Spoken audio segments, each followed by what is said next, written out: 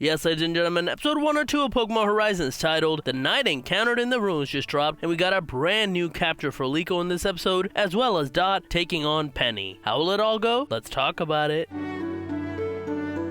This episode really has two major things happen, but both of them are pretty fun. The first part of the episode is a continuation from the end of last episode, as Dot and Penny battle. It's a 2-on-2, Dot using her Quaxwell and Tinkaton, while Penny uses her Sylveon and Flareon. The winner is the first one to knock out one of the other's Pokemon. Dot starts off strong by deflecting Moonblast from Sylveon with her Tinkaton, and Quaxwell hits Sylveon with Liquidation. But this is when things fall apart for Dot. Q-Charm from Sylveon activates on Quaxwell, preventing it from attacking and helping out Tinkaton when it's being attacked by the evolutions because it's immobilized by love. Tinkaton has to hit it over the head with his hammer to snap it out of it. Dot then uses her Terra Orb to Terrasilize Quaxwell, causing Penny to Terrasilize her Sylveon. Quaxwell takes a Moonblast from Sylveon to allow Tinkaton to use Slam, and that allows Quaxwell to come back and hit a Liquidation on Sylveon. However, that isn't enough, and Swift from Flareon KOs Quaxwell, which means the winner is Penny. After our heroes leave, with Uruto not being able to battle due to the school being done for the day, our heroes look at the data that Penny provided them, and it shows the Laquium signs near them. Since there's one nearby, near the ruins they went with Miss Rayford back in the days, they decide they'll go check it out, along with a picnic. The next day, they begin searching for this Laquium sign. Liko comes across someone looking for their Scovillain. After searching a bit more, they take a break and enjoy a picnic. Afterwards, Dot talks about the fact that since they'll have to go to many different places to gather info and data on Laquium and the Sphere, they'll have to find a way to make more money, something that they didn't have to worry about prior with Freed. Sableye then comes across an ancient coin, and they talk about the fact that last time, Roy got controlled by Gimmighoul to force him to collect coins for his chest, but he says this time, he's not gonna fall for it.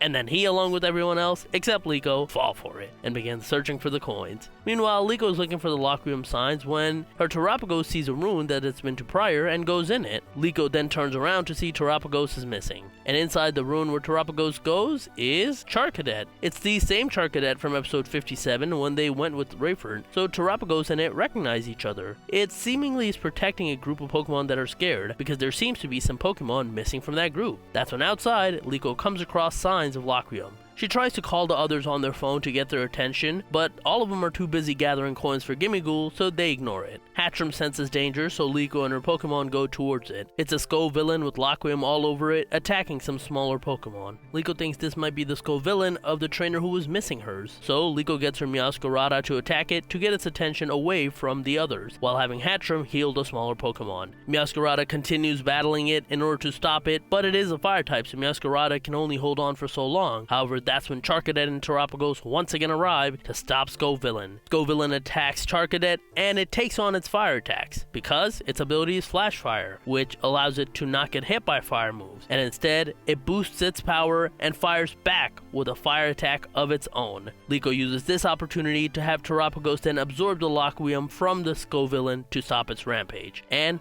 that ends it. Liko then helps return the Scovillain to the trainer and learns something new. The trainer had used the Laquium Sphere on it a bunch, and the Laquium Sphere had ran out on it recently. That's when the Scovillain ran away. She then talks to Liko about the many different variants of Scovillain, something anime exclusive, but that makes sense for the world because there's a bunch of different type of peppers in the world, before Liko slowly backs off. Liko then arrives back at the group of Pokemon with the Charcadet and thanks it for helping her. She's about to leave when Terapagos asks Charcadet to join them, and so, with the Pokemon behind giving their approval, Charcadet decides it's going to join Liko's team, and now it gets to ride on Terapagos' back anytime. When Liko heads back to where the others are, she has to tell them that they're collecting coins for Gimmighoul before they snap out of it and realize that they just got had. Back in the ship, they discuss what Liko fought, and Liko explains to them how the Pokemon left the trainer after repeated use of the Strong Sphere. Dot and the others hypothesize that maybe repeated use of the Strong Sphere on Pokemon could sever the bond between Pokemon and trainer. That would also explain why the tourists that the explorers used to battle against them stopped listening to them. That's when Dot gets a video message on her phone. It's from Iono. Iona is asking her if she wants to do a fan meetup as Nidothing, and despite being reluctant to do so, Dot knows it's a good way to make money, so she begrudgingly accepts while Liko is beyond happy. And that is the end of this episode. The battle between Dot and Penny in the first part of the episode felt disappointing to me. It was kind of a joke battle in the beginning, which I usually have no problem with, but this one just ends so abruptly without much build-up at all that it's so jarring. Maybe that's on purpose because Nemona does say that she helps train the tops of the league, but I was just hoping for more when the battle was teased last episode. I hope we get a rematch in the future of a better, more full battle. I like the use of the picnic and the same location from the past to show how much our characters have grown. Dot even talks about the fact that when they did a picnic prior, she didn't want to leave the ship, but Liko leaving her stuff to make her sandwich on her own allowed her to enjoy it with Lidlo, and she appreciated that. It also allowed them to do something that many fans were asking for, and that is to allow Liko to capture a Charcadet. It just fits Liko as a trainer. I don't know if that was something they ever planned from the start, or realized that they missed a golden opportunity when they came across the Charcadet the first time. But allowing Liko to get Charcadet just allows her to get an Armarouge, which would be a perfect foil to Ametheo Ceruledge, her primary rival in this series. And since he's going to be important in the future of this series, it's a good setup here. With Gimmighoul also jumping on board the Brave Olivine, many are speculating, is that going to go to someone else?